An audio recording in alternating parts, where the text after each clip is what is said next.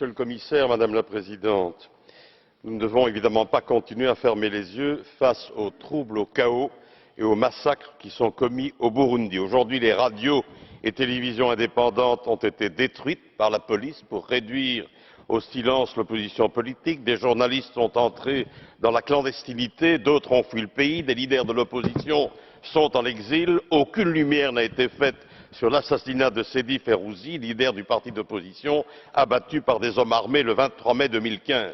Et pour légitimer la répression, le pouvoir a déclaré que les manifestations sont désormais assimilées à l'insurrection contre l'ordre légal.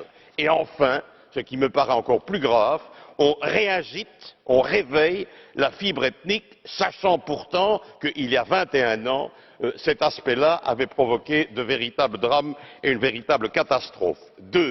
Moi, j'ai eu l'occasion de participer aux accords d'Arusha en 2001 au nom de l'Union européenne, au nom de la présidence de l'Union européenne, et je peux affirmer que la décision de Nkurunziza de participer à ces élections présidentielles est totalement contraire aux accords d'Arusha.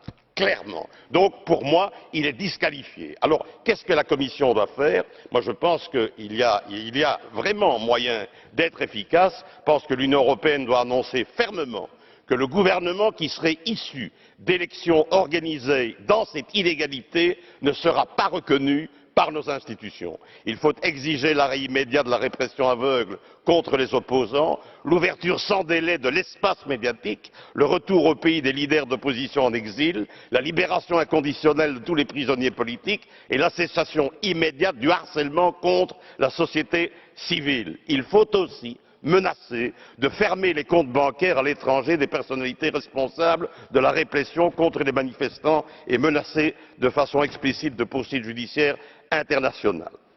M. Nkurunziza est disqualifié, il ne peut plus être président. Il faut le dire, vous avez véritablement une capacité de le dire et d'avoir un effet sur cette question.